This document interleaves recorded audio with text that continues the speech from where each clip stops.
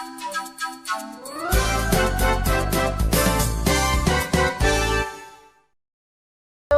welcome to Aroka Media. My name is Millicent Aroka and this is Impact.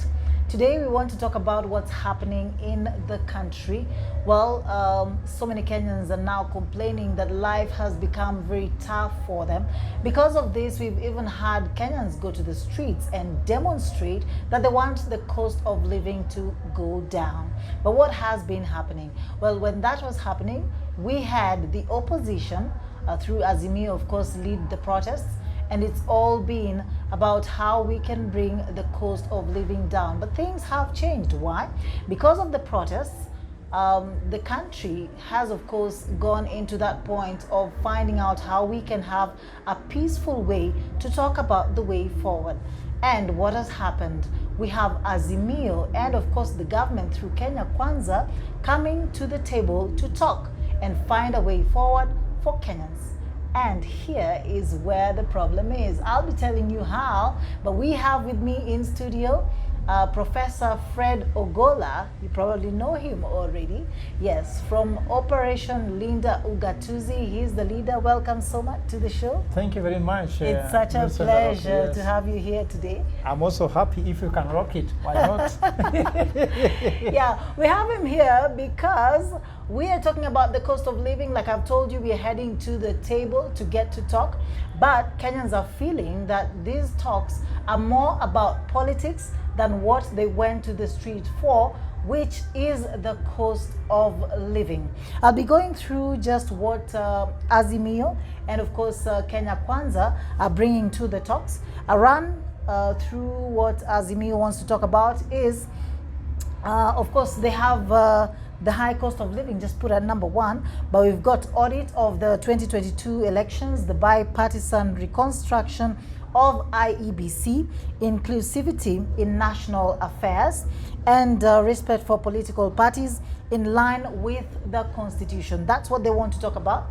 And Kenya Kwanza want to talk about reconstitution of the IEBC Commission, implementation of the 2/3 gender rule, entrenchment of the Constituency Development Fund, that's the CDF, establishment and the entrenchment of the office of the leader of opposition, and lastly the embedment of the office of the prime cabinet secretary. Now when you listen to this, it's all so political, and we have Kenyans feeling this is not quite what took us to the streets. Now, I'll also tell you something. Blogger and politician Robert Alai also came out this week to say that it is the civil society that is supposed to be talking about the cost of living and not the political parties. I'd like to hear what Professor thinks about this, because then this throws the ball to their court that they are the ones to be talking about this, but we are not seeing them being called to the table. So what is really going on? That's where you come in. You know, this apparently is in your docket. Yeah. We are looking for whoever is going to be talking about us, and we are being told it is you. What is Operation Linda Ugatuzi thinking about this? So first of all, what is Operation Linda Ugatuzi, which now has transitioned to Operation Linda Jamii? Yes. Because that's the registration that we have. We came with the brand Operation Linda Ugatuzi, but eventually we only got registered. They rejected the word Ugatuzi and accepted Linda Jamii. So that's the registered name, that's the registered entity. What do we see? We are conveners of all civil society in Kenya, community-based organizations, and maybe soon unions might also join us so that we can actually come together. What I was looking, when we were forming Operation Ugatuzi, which is now Operation Jamii, we saw for any change to take place, there are always a coalition.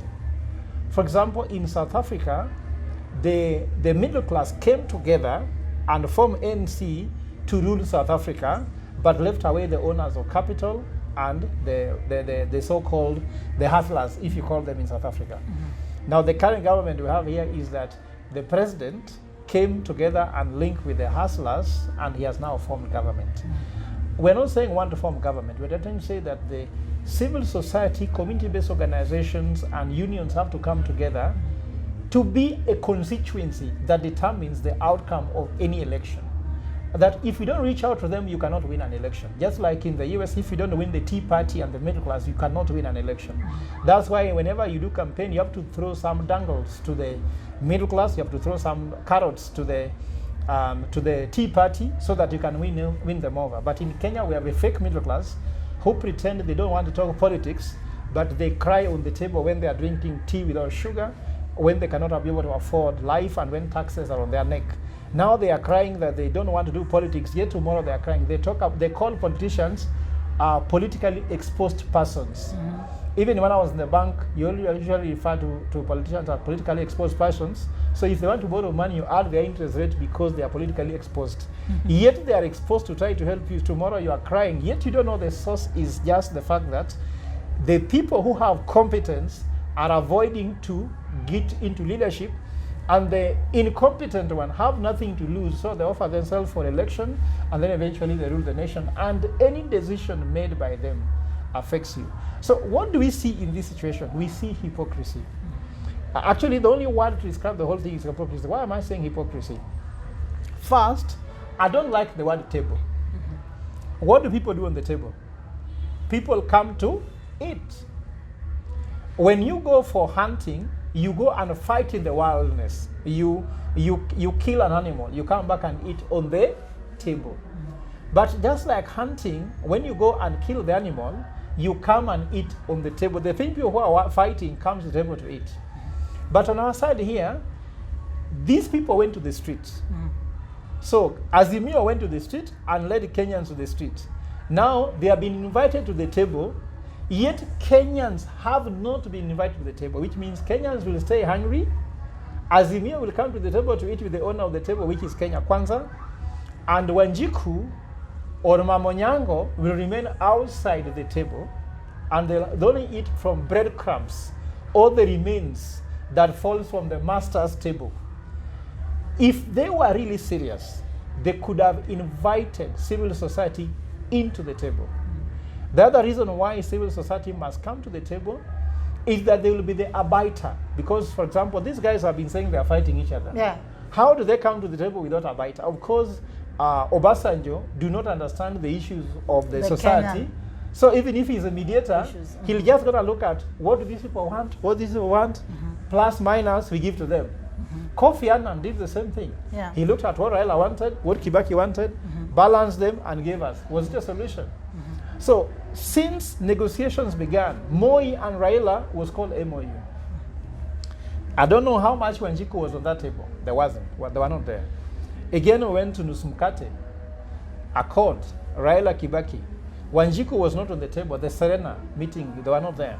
The handshake, also Wanjiku did not go. In fact, Kalonzo, Wetangula, and Mudavadi complained bitterly, and that's why they wanted to Kalonzo wanted to drop Raila, but remained Raila.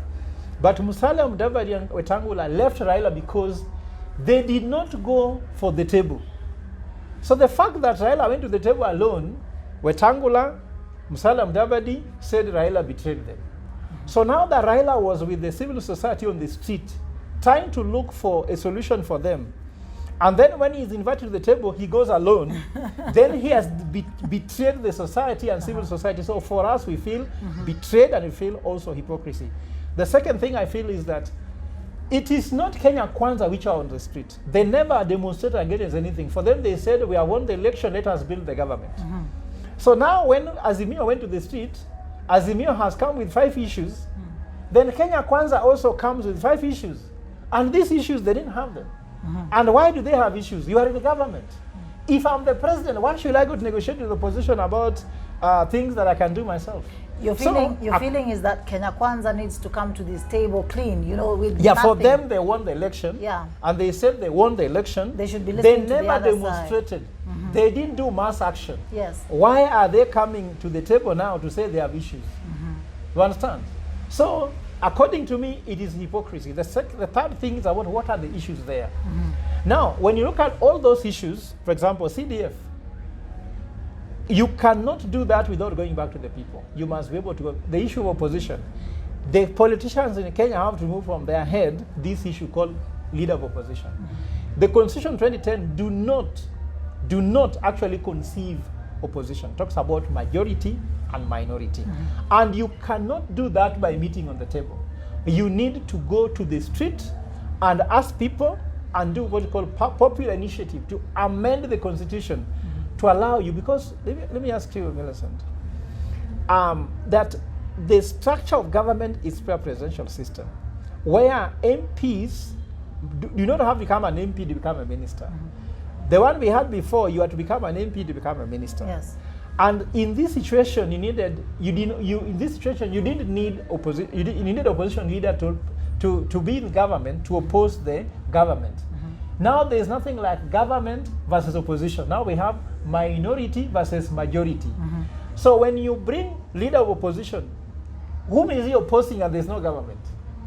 So it means that the basic structure of the Constitution is being butchered, is being murdered, also, if you like the word, is being raped, so that we can create something which do not exist. Because opposition should be in parliament only if there's government in parliament. Here the executive is outside the parliament, and we have majority and minority. So why do you want to bring opposition when there's no proposition? When you look at what the, for example, Kenya Kwanza is going for, establishing the office of the leader of opposition and all that, it's so political. It almost looks like, because this, the protests were actually being led by Azimio, and the head there is Raila Odinga. It's more like they just want to please him. You know, it's more about, let's talk to these mzee so that we are not having people in the streets or what. This is not pleasing. And Raila has said they are not interested. Azimio have said they are not interested in the leader of opposition. But William Ruto and Kenya Kwanza knows they might make the position so lucrative that he might just go for it. So this is dangling a carrot. To make him look It's just bad. like the fish, isn't it? You throw something in the fish, and the fish will go get it, then get hooked. But for me, they should reject it because it is trying to murder the Constitution. And then secondly, they will keep Raila busy with that position, and now they'll say that that position is the reason why they didn't perform. And then secondly... And is the reason why Yes. Raila was in the streets. Yes. Okay. So again, that position will increase cost of running government. Then they'll give an excuse that because cost of government and the government is so large with opposition, which was not thought about, is creating a challenge for it. According to me, Kenya Kwanza should not have any single issue coming. And they are cynical. Mudavadi is in office. He's been allocated 751 million shillings a year to run his office. Yet they're For saying an it's office not which is illegal, legitimate. they want to legitimize. Yes. It's cynical. And you look at the issue of CDF. MPs were given CDF and they said, if we don't give us, we don't go to parliament, we don't pass bills. They're receiving CDF. Why do they want to bring it back though? So according to me, Kenya Kwanza is the most cynical one. Azimio have some issues, but they are using cost of living as a pawn. And they are trying to say they are with Wanjiku. If they are serious with Wanjiku, they should tell William Ruto that even civil society must come. That's the reason why I think Azimio is not serious. And as Robert Alai could be right. Ruto said in Mombasa, after meeting Raila, because I heard they met in Mombasa, then Raila came back. He said it in Likoni, that he is not ready to discuss cost of living. He can discuss other things. Is it not true? And if Raila still is saying they are committed to Talking. while cost of living is number one in his agenda, and the guy has said he's not interested, he says that It's the not cost even of part of living what they want is to in his discuss. manifesto, he's working on it. He's talked the other day, he talked about the issue of fertilizer reduction and all these things, reduction of price of fertilizer, Yes. which according to me is the biggest lie ever. I can tell you, the cost of producing unga is 230, isn't it? Fertilizer contributes 6% to the cost of producing maize. So one kg of maize, before grinding anything, is 70 shillings. Meaning that the fertilizer is 6% of 70 shillings, and 70 shillings is just not even a half of the full price of unga. So it's deceit at its best. So the best way to reduce cost of living is cost of energy. Because to plow maize, you must use a tractor. You fuel it, isn't it? To weed, to harvest, to transport, to store, to mill, to stock them in a shop, and to everything is energy. So according to me, the best way to reduce cost of living is to find a solution to reducing cost of energy. And I think the president is insincere, he's cheating Kenyans. And then secondly, inputs, seed is one of them, isn't it? Fertilizer is one of them, watering is one of them, labor is one of them, isn't it? But you see, he has just picked fertilizer. And fertilizer only 6%. They are a bigger contributor to the cost of unga than that. And that's why, even after all this fertilizer, you are realizing there's no significant impact on the cost of unga, and that's a joke. So according to me, if Raila was serious, and if Azimio in totally was serious, they could have told the president, we will not go for talks until you agree that cost of living is an important component of the talks. But the Kenya Kwanza Brigade, all of them, and the president has said that cost of living is a non-issue to them. They are doing it through their manifesto, isn't it? Okay. And for them to accept to come to the table, meza ni pahali pa kukula, sivyo? They'll come to the table and talk, and that's why for us, civil society, we don't want to go to the meza. For us, we want to go to Bomas, not a boardroom. So we are asking for multi-partisan talks in Bomas. And not bipartisan. Not bipartisan talks in a boardroom of 10 people. Okay. Now, let's look at what the civil society would want to bring to these talks, because the common Mwananchi is actually out there watching, and they're wondering, okay, if these people are on our side, what are some of those things that they feel can be done in order that, the cost of living can be brought down? Now, I took my time to look at what Olu had proposed, okay? So I'd like us to just go, one by one through that, because this is also your list of what you'd want to be talked about. And one of them is actually to reduce the cost of running the government. Yes. If I'll just give you a quick example, I was looking at this picture where someone was showing how the countries that are actually asking for loans and all that, who are being loaned, have, sometimes the leaders of those countries riding bicycles, while on our side we have a crazy motorcade of so many cars and all that. It tells us that our spending, even though we are the ones asking for help, is so high as opposed to the people we are asking for help from. So if you can just give us a little about how to reduce the cost of running the government. So I told people, when we had the Finance Act or Finance Bill, when it was a bill, we presented a memorandum to the Parliament, which they refused even to allow us to explain to them. They just told us they have accepted. We don't know whether they factored in what we said. And our point was that revenue is not the problem. The problem is expenditure. Yes. And remember that the Finance Act is always how to collect revenue, isn't it? But revenue was not the issue. The Appropriation Act is why we talk about expenditure. So we look there and said, if you go to the budget, out of the 3.6 trillion budget, only 770 billion is going into development.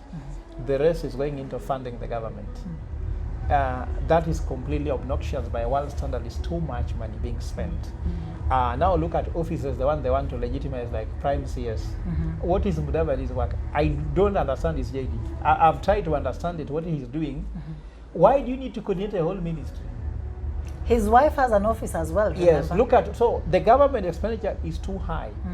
Why should a cabinet secretary have a V8, have a Jeep, an ambulance in escort? I know that hospital in Kenya at every 100 meters, if you like, within Nairobi, you are moving with an ambulance escorting you. And look, the people who voted for you in the villages there, they have never even seen an ambulance. Like if you go to Mandera, Mandera is the farthest point from Mombasa. Even to see an ambulance is a miracle, but here you are seeing a whole CS who has a medical insurance, has everything, He can even be checked into Nairobi within a second, and the cars, they can be cleared quickly with the motorcade and go to hospital. They are also having, why do you have a motorcade with a siren, with an escort, plus an ambulance? I don't understand. And the cost of going with you everywhere with an ambulance is too costly. So we are spending too much on recurrent expenditure, and this is all the way to the counties. That's why you say we talk about national and county government. Like now, there's a time I was having a meeting with somebody, then he told me, I'm a sergeant at arm, I'm a deputy sergeant at arm in Migori County. What is the work of sergeant at arm? You know, I wonder, hey, so we devolve everything from national government to the county government, just multiplying cost. So even we need to review, do we need 47 counties? The other thing we said, do we need the Senate and also we need National Assembly? According to me, we need to collapse either of them. And if you ask me, we need to have the Senate and the National Assembly need to be collapsed and to be put into the county assemblies, so that these MCAs can also be members of parliament in counties that pass things which are ratified by the Senate. We're having 2 levels of government, but we're having 3 levels of representation. Why am I saying so? At the county level, we have the county assembly, but that's about county. What is the Senate doing? The Senate is there in national level, and then the National Assembly is there at national level. So these are 3 levels of representation with the 2 levels of government. It does not make sense. Look at a county like Texas, which has around 27 million people. A whole Texas is run by 1 governor. 27 times 2 is almost 48, isn't it?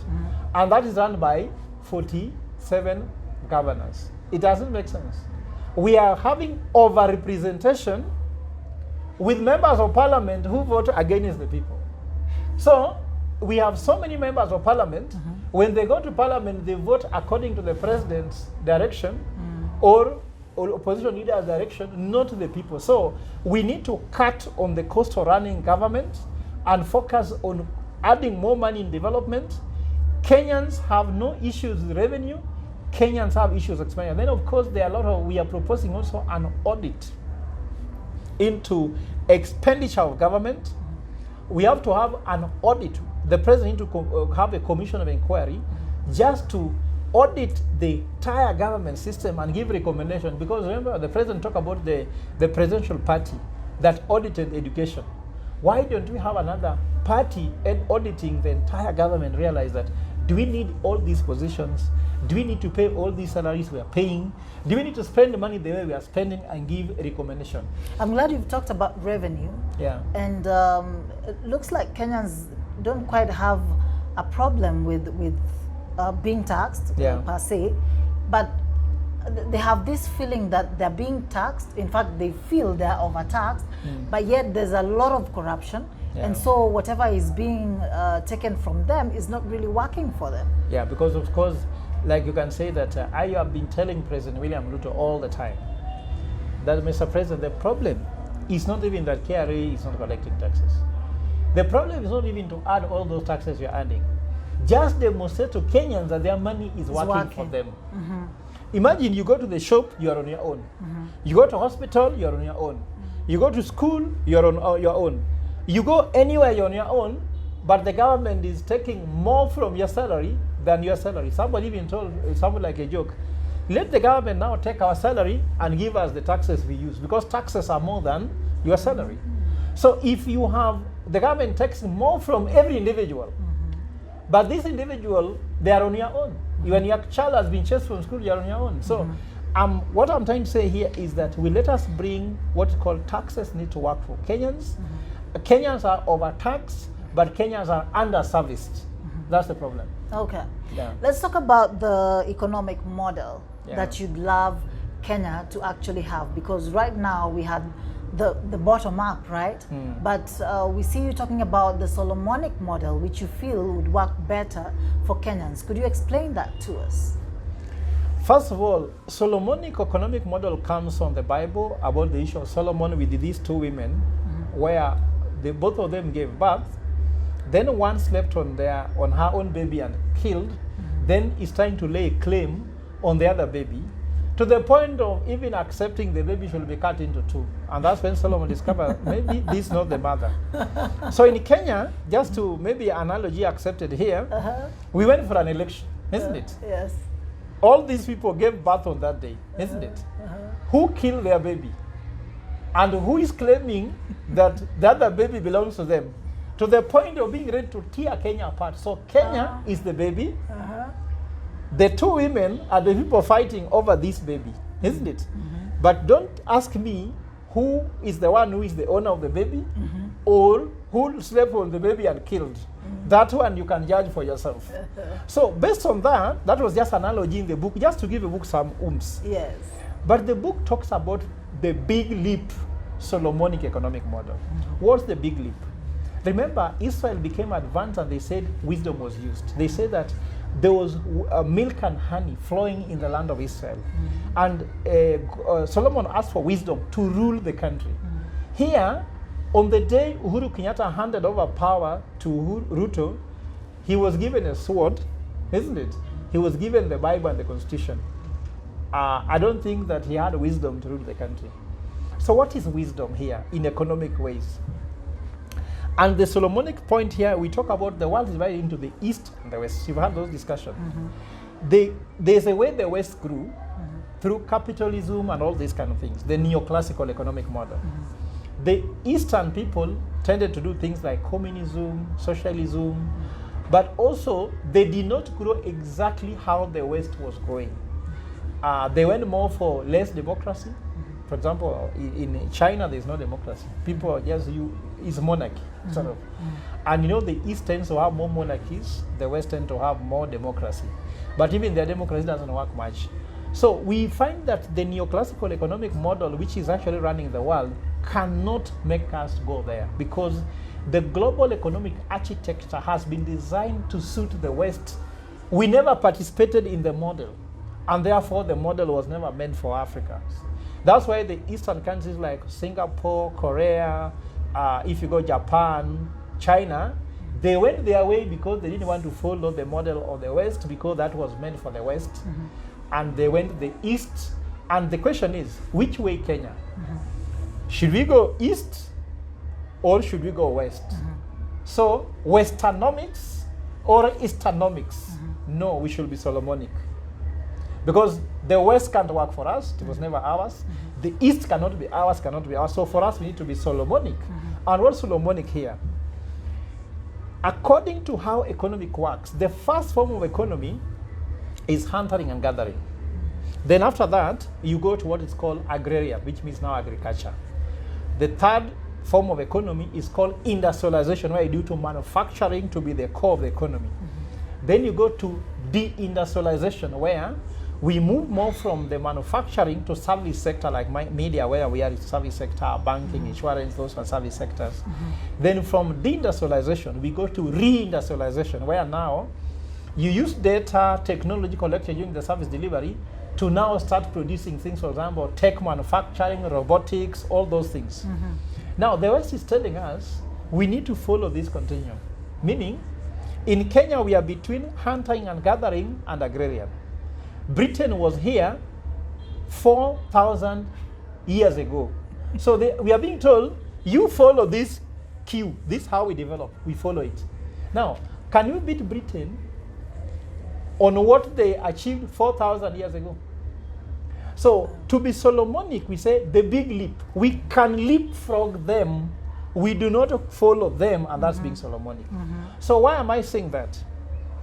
M-Pesa has solved the problem of banking. You know, the West had a banking infrastructure where you had bank branches in each and every village.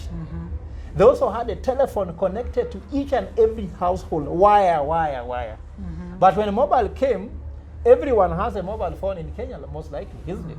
And everyone has a bank in their hands. So M-Pesa help us leapfrog the world by banking, by money transfer, isn't it? Which means we can also find which are the leapfrog industries that we have in Kenya, Africa, and developing countries as a whole. What we have in Kenya, Africa, and developing countries as a whole, follow the route which was followed by these countries. So what are these? Now look at the statistics. In agricultural production, Kenya contributes with around 17%, isn't it, of the GDP. On the industrialization, manufacturing, Kenya is around 8%. The rest of it is service sector. Over 59% of the economy sits on service sector. So what am I trying to say? Why are we focusing on the smaller segments which have refused to grow and ignoring the sector which has potential?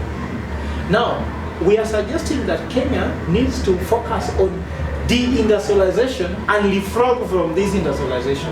Come all the way from Yes, yes. For example, Kenya can become the epicenter for banking in Africa, whereby the financial center of Africa or even the region, so that we can offer banking services to the whole world, isn't it?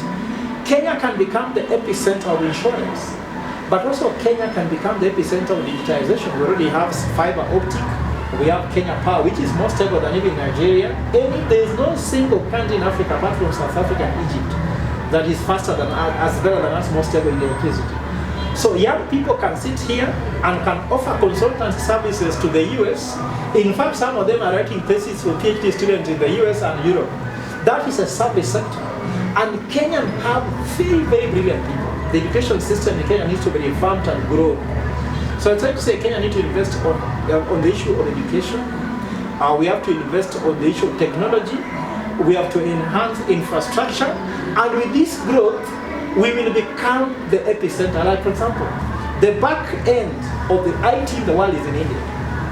Has India waited until they manufacture better than Britain? No. Have they waited to be better than US in manufacturing? No. But IT is India. For example, the anonymous Sudan, we have been told they work with Russia and India to hack Kenya. I'm being told, I don't know. I love the way you're saying to the anonymous. So, how can Sudan hack Kenya? Why don't Kenya become the most progressive where we have people in IT? And you know what I like about Kenyans? Kenyans are go-getters. Kenyans, they go for what they want. So if you give this thing to young people where they can sit in at here, do you know you can be given a chance to analyze the data in Kenya from Nairobi, you submit your work and earn money from your house. But why should you be talking about manufacturing guavas and potatoes when you don't even have a stone crusher? Since we started producing engineers, no one has invented how to crush a stone. When I pass in my village going to Siaya, I see people hammering a stone with a hammer. A stone with a stone to produce a ballast. If an engineer cannot even manufacture a stone crusher, why are we trying to fight with manufacturing? And to have an investment worth beating these other countries because cost of electricity is high, taxation is high, and the tax policy is killing manufacturing. Then you're telling us you want to manufacture. Many people are actually running to Tanzania. Many people are running to Tanzania. There's capital fight. Actually, in Tanzania, Ethiopia. I was in Addis Ababa. The airport is so busy that when you're there, you envy them. You wonder. It was like during Kibaki when JK was very busy. But here we are finding now Ethiopia very busy. Airport are very busy. If you go to Addis Ababa, you find the airport busy, but foreigners are coming in, bringing money. We are talking about shortage of dollars. When you raise these taxes, you don't get foreign direct investment. Then foreign direct investment go to another country. Then you have Kenya shilling. Then you are telling us you want to buy fuel with the Kenya shilling. Let me ask you, my dear, if you are the president of Saudi Arabia, why should you accept Kenya shillings to do what with it? That you are buying my fuel using Kenya shillings, will I accept? So these are the biggest lies we are having in this economy, and Solomonic model suggests that we need to use knowledge economy to grow. We don't have to use our hands. We need to use knowledge economy. If you go to a country like Mauritius, they have no minerals there, but they have the biggest service sector. For example, most insurance companies even get funding from Mauritius. There's Mauritius Fund and Investment. If you go to a city like in Germany called Frankfurt, they are the financial hub of the world. You go to a country like Switzerland, Zurich. Zurich is the financial hub of the West. Why are we not the financial hub? Yet any bank that needs to be strong in Africa must be in Kenya. I wanted to give you an example of a man who comes from Western Kenya.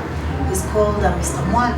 Yeah. I was looking at the story about his life and how he came up with the two-factor authentication.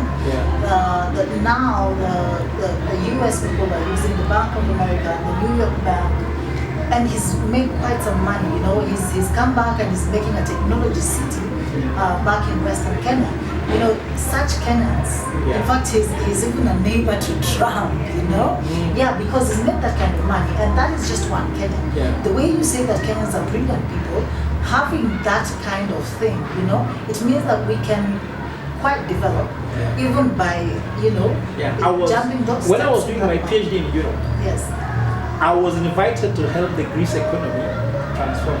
I was the only black with those volumes. We helped the Italian economy. We helped the Spanish economy. Yet in Kenya here, I can only sit on television to discuss about the most unqualified administration, how they are getting things wrong. For Singapore to be there, they use the best and brightest people in charge of government. When William Ruto sits in State House, chairing a cabinet meeting with the people in that cabinet, how does it feel? Do you even feel that he's getting any good points? So I'm trying to tell you in short, that knowledge economy, Kenyans will have an upper hand. When I was in class, I was a Kenyan in a class. I was representing Kenya, Africa, and the Eastern world. Any Kenyan, if you go to Harvard, they are the best there. And if you come here, they were not the best in Kenya, but when they go to Harvard, they are the best. When you see a Kenyan in Stanford, a Kenyan who was a grade C student is a grade A in Harvard. It tells you something about Kenya, but not just Kenya. Your Solomonic economic model says that we need to redevelop Africa. Remember, the civilization came from Egypt and Ethiopia.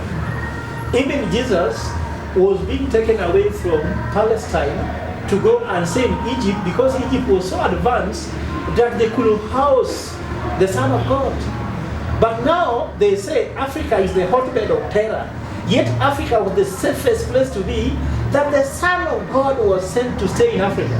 I'm telling you that we are advanced. Even mathematics, the way it's done, even the Roman Empire learned the Roman rubrics from Egypt.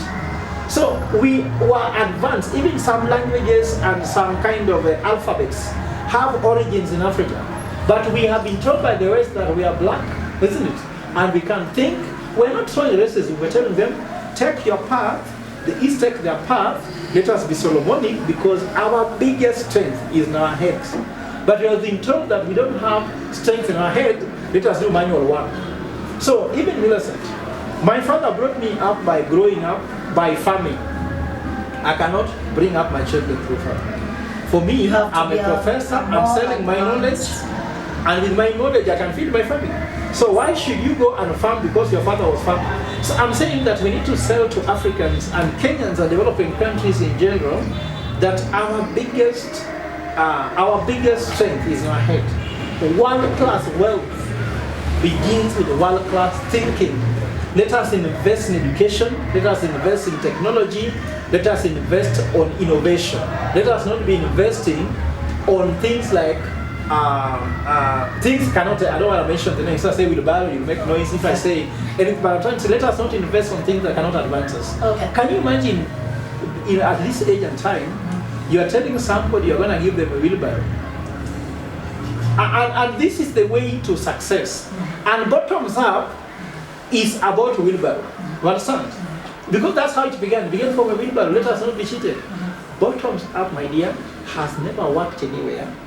It's not working. That's why the Kenyan economy is getting worse and will not work. And that's why I'm trying to say we can wait forever. In fact, give William Ruto maybe 50 years in lot of months. We are going nowhere. We need to change this now, and that's why Operation Ugatuzi need to be on the table and tell them, first, President, swallow your pride and change this model. If the formula is not working, you won't get. You saw that question the math used to take. In section B, you should have M1, which method 1, M2, method 2, then A1. So you can, if you've gotten, if there are 7M0, A cannot be a tick, isn't it? Because now that's guesswork. Have you ever seen whereby out of doing maths, M1, M2, M3 are all 0, then A is accurate, so you have maths. That's cooking. So we are trying to cook the economy, and we are trying to guess, because the manufacture of the bottom up has never proposed any economic model anywhere that worked. We have been told it was David Ndii and Professor Jungura, isn't it? David Ndii has never advised any president in power. When he came from Oxford, he advised Jaramogi against Moi. Then he advised Raila against Moi and against Kibaki. Then now he advised Ruto against Uhuru. Then now his government doesn't know because he's an activist economist. There's the difference between an activist economist and a hard-nosed economist. I am a hard-nosed economist because I have solutions. But activist economists can only come with activism to oppose the government but has no solution, according to me. And if the president is nice, I can tell you, Millicent, he should manufacture a fallout with these people, President John and Newman, and the guys who brought bottoms up, and take Kenya to the path of success. The plan for Kenya is there, Vision 2030. That's the true north of Kenya. Talking about falling up with some of these people, let's talk about leadership a bit. Yeah. You know, just the other day we had the president complaining about his own CSs and PSs and saying that, you know, most of them seem not to be knowing exactly what's happening in their dockets, and he feels if he's going to know more than they do, and yet they're supposed to be advising him, then this is actually going to be trouble. And we have Kenyans who are saying, well, doesn't this mean he's the one who went for incompetent people maybe? What do you think is the issue there? You know, when you proposed the cabinet, Kenyans were shocked. And in fact, there were so many memoranda against each of them. Some of them were said they were killers before, and their cases were being brought. Some of them were corrupt before, and their cases were being brought. Some of them were incompetent before. They have never done anything worth even admiring. We know that, for example, Moses Kuria. Where was Moses Kuria before? Isn't it? He was an MP for Gatundu South, isn't it? What did he deliver in Gatundu South? I don't know. William Ruto himself is the single longest serving politician, active politician in the history of Kenya now. Because he was elected in parliament in 1997. I was in Form 2 by that time, isn't it? Until now, tell me when he was the Minister for Education, tell me one single thing you remember. If you ask me, a minister, remember Francis Michuki, do you remember what he did? Seatbelt, isn't it? Delivered. Matiang'i, you can remember something, just a short service. These guys in Kenya, Kwanza, Gachagua, just tell me what you remember him for. Go to Kindiki. You tell me, Kindiki, people remember him with the hay, isn't it? So, you look at everyone, I don't see Aisha Juma, tell me what you remember him with, insulting opposition. So, this team was not meant to deliver. He just had a campaign team and brought them into government. And then secondly, the Constitution 2010 envisaged that we needed technocrats in the cabinet.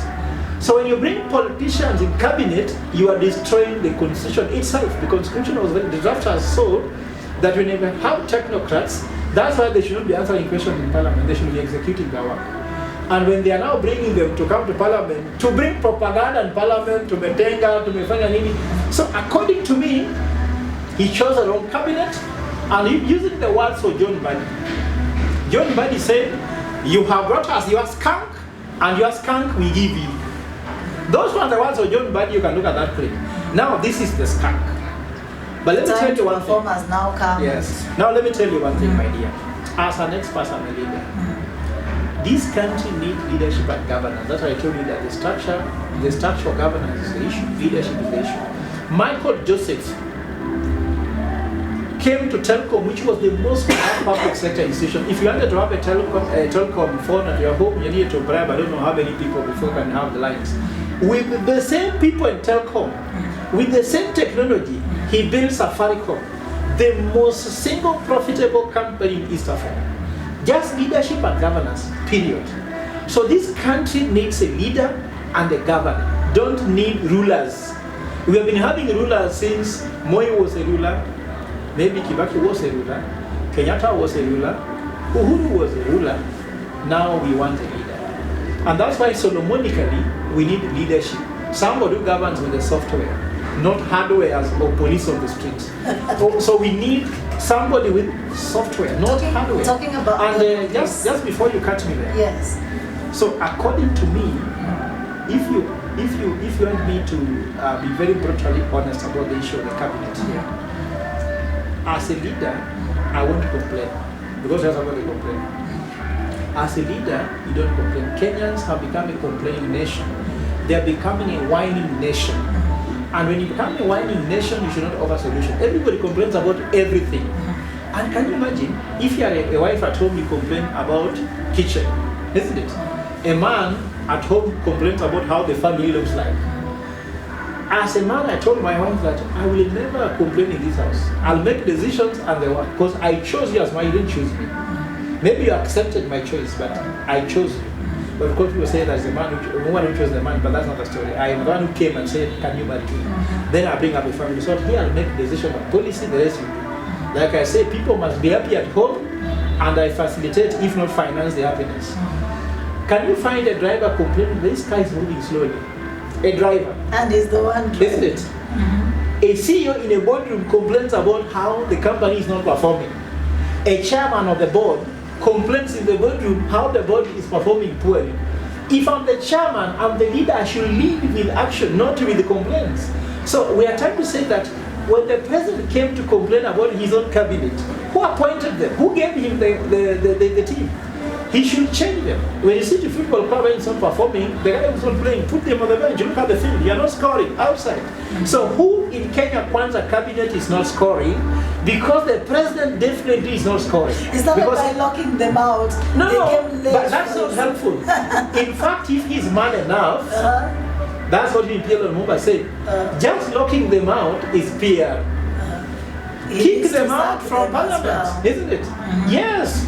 If I'm a lecturer and you're not coming to class on time, second time, third time, I tell you please come this course next year when you have time, because you don't have time. We should be able to be decisive about what we do in life. You cannot have, even if, I think you have children, isn't it? You cannot threaten children. You know, say, I'll beat you up. Then you beat them. Then they continue. I'll kill you. Now you'll kill them. So what is the next thing? Now, they were late, you locked them, isn't it? Next time they're late, what will you do? You'll shoot them. So the thing is that he was supposed to tell us now what is next. Just telling them, write me apology. And one of them went to and said, oh, apology? No one is apologizing. Let us see those letters of apology also, if they can reach. I'm telling you, there is no need for the president to complain. He's the head of state. I've heard him. He has not complained for the first time. He went to KRA and complained to them. You guys are corrupt. I have the military. I have the DCI. I have the police. I have a cell. I'll use one of them. I can't go to KRA to complain that you guys are corrupt. You are not innovative. How many young people out here are so innovative like you only gave me, who cannot get a position? I'll rotate until the people who can work will stay. In fact, if the team is wrong, you want to win a match. Change them in these 10 times. You are telling me now if he changes, it will take time.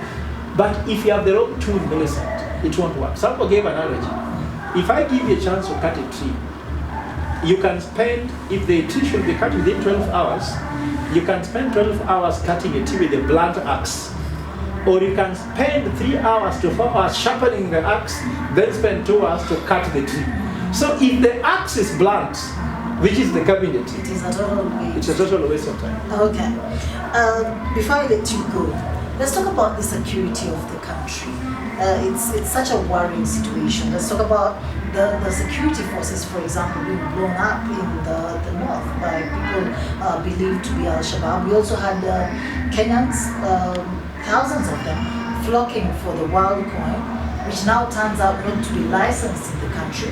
It's not even about the wild coin itself, but the fact that we're being told these people are not licensed, we don't know about this, now they're being stopped from getting out of the country and all that. We seem to be a country where we are coming last minute, to find out what is happening, and then now we want to just switch off our, the fires, We want to put out fires, we're not doing anything ahead of it. Look at also what happened to the e-citizen. Well, we were told it was hacked, there was an attempt to hack it. Look at Shakahola, things are happening and then we come back later. Can we talk about the security of Kenya? Perhaps the fact that we are being vulnerable or something? First of all, as an expert in strategy, also an expert in security procedures is very important. First of all, security starts with intelligence. Do we have intelligence in Kenya? That's really one thing. I remember when I was studying in Europe, if you make a crime and need to be arrested, they'll arrest you within 2 hours. They know where you are exactly. Can the government, you can find somebody who is available, and you see them, even then they see their poster being put wanted. He's wanted, and you can even pass next to the poster where he's wanted. This intelligence failed us in Shakahola because the president apologized. There was intelligence lapse. How did we not know someone is killing people in Shakahola? All these things that have been, yeah, so that has been seen before, isn't it? How many times have we had people being blown out in Northeastern? Severally. And the security themselves. Even the governor complained that 60% of the place is being. So first of all, how many border points do Kenya have? Around 44 border points around Kenya. There are over 26 of them which are porous, where somebody can walk in and walk out while somebody entering a toilet. Why are we even trying to block the points which are open? Why the ones who want to enter know where to pass from? If you have 10 doors at home, why do you lock 2, then you go to bed? You should even leave all of them open. So according to me, first of all, we need to secure the borders. And then secondly, we have security forces which work in the behest of the government. So they're looking for how to cordon State House, block Uhuru Highway, isn't it?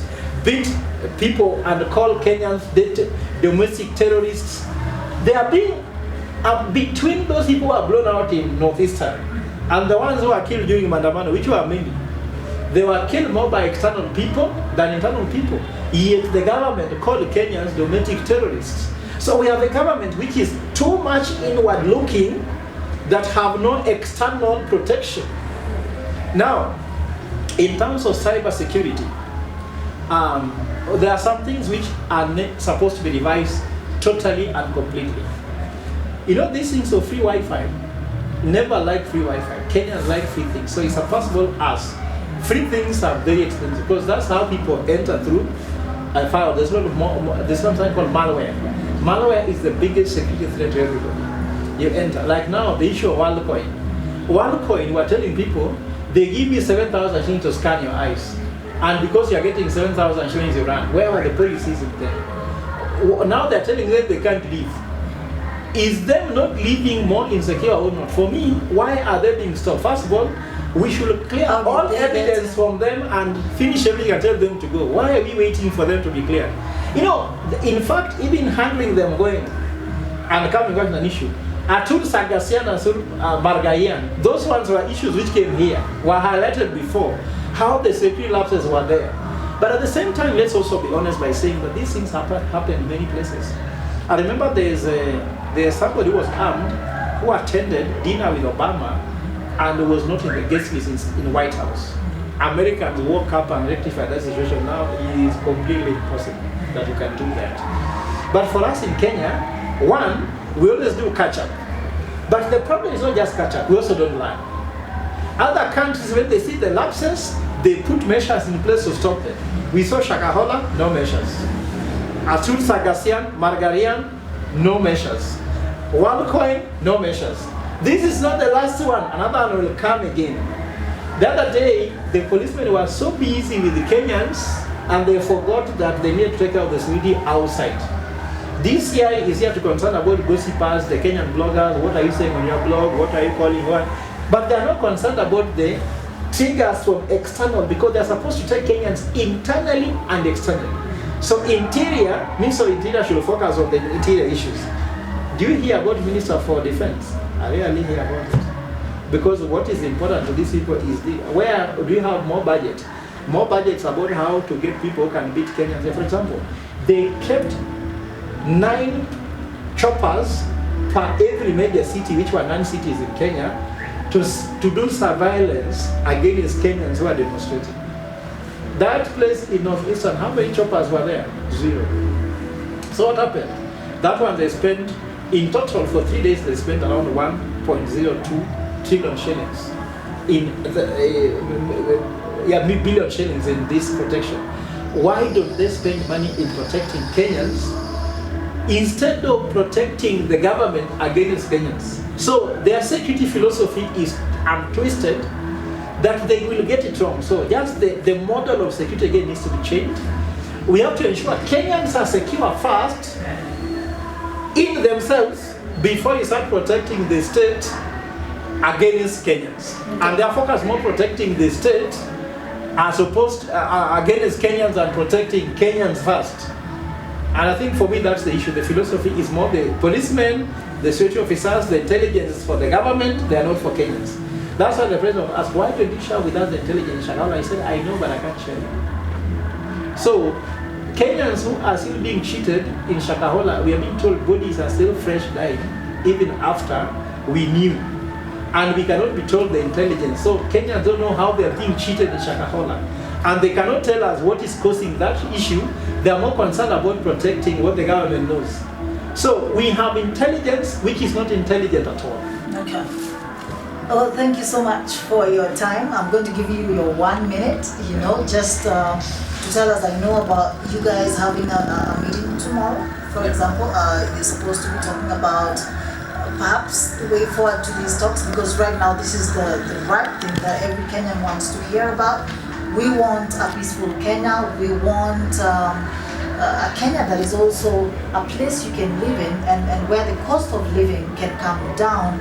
What is it that you feel as the civil society you're going to be able to do, or you would want to do, to save the situation in Kenya? So thank you very much. Tomorrow we are meeting because Operation Dagatuzi, registered Operation Dajami, is a convener for civil society. So tomorrow we are meeting with very many civil societies tomorrow, and also community health-based organizations, to try to look for a way where you can have that intelligent voice, that independent voice that can start now diffusing the story between Azimio and Kenya Kwanza.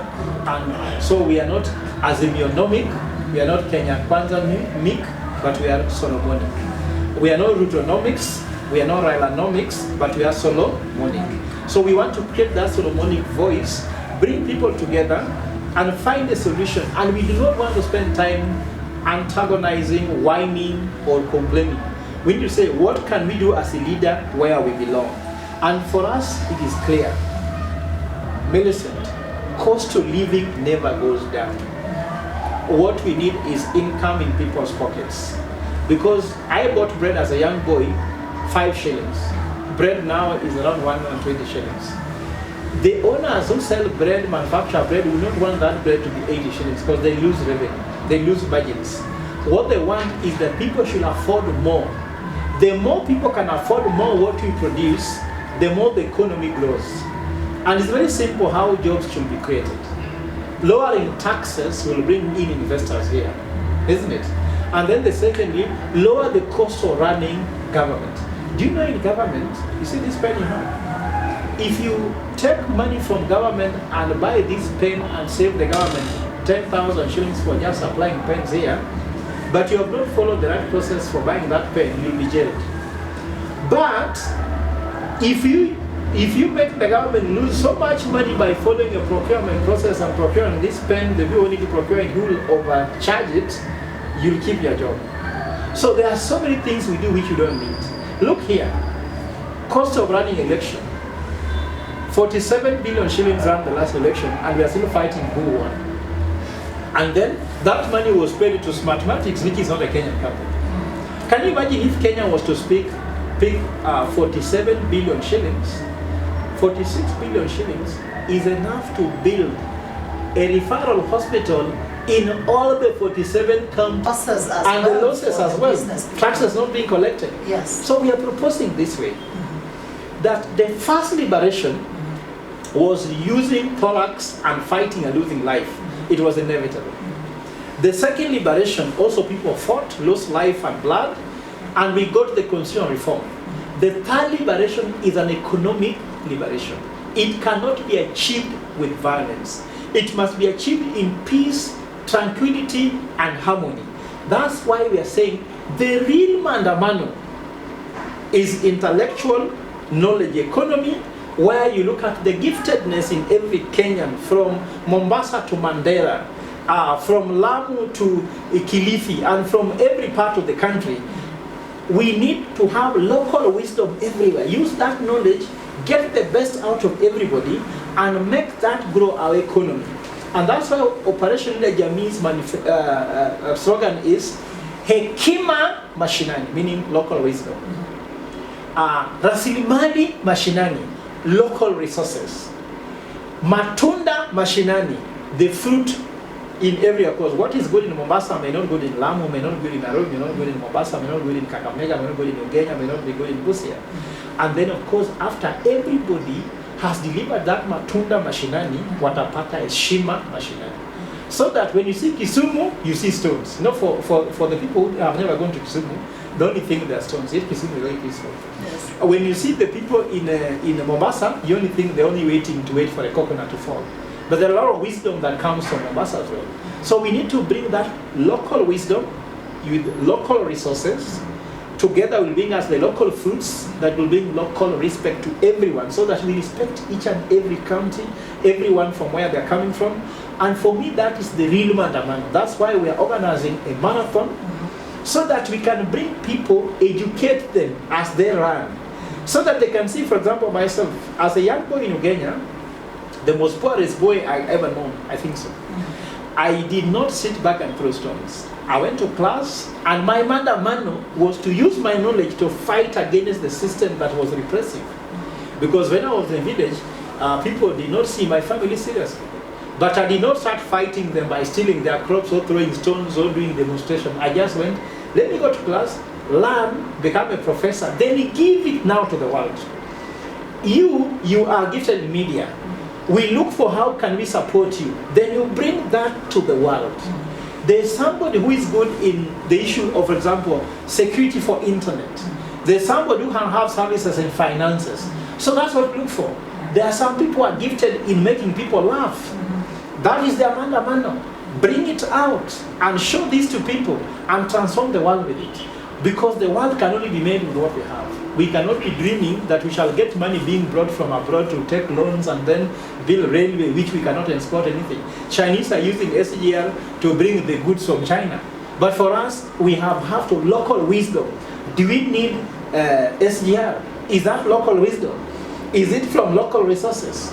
So the Solomonic model is to use knowledge economy to transform us. Our problems are not revenue, our problems are expenditures. Spend, live within your means, change behavior, let us save. Kenyans don't save money. So there are those things we shall get right and turn the economy. And I ask people, if we need to, no one should tell Kenyans that Kenyans are so united. The narrative is a politician who tells us we are against each other. Kikuyus don't hate Luos, Luos don't hate Kikuyus. Kalenjins are friends of them. They marry them, they play together, they work together, and anybody who is divided is only divided up there. So Solomonically, mashinani, hakuna division. Division iko juu. That's what Solomonic economic model is indigenous knowledge, indigenous wisdom that we can use to transform everyone. There is no fool in this world. I just love the fact that you said, let's have Maandamano and let's do it differently with what we have, so that we can enjoy being in Kenya and we can have our lives be better. Thank you so much for coming to this show today. Yes, welcome, my It's dear. been a blast. Yes, thank you. All right. My name is Millicent Aroka, and of course we had Professor Fred Ogola, and he's the leader of opposition Linda Jamii. He's told us about the Solomonic movement and how they are trying to use this to make us have a better Kenya. It is my hope, of course, that the government has listened to this. We also have us here listening, and the Kenyans as well. We need to head, unfortunately, to this table. Yes. All right? To eat. To eat. We should all be at it, so that we can find a solution for Kenya, and Kenya can be a bearable country to be in. Thank you so much for your time.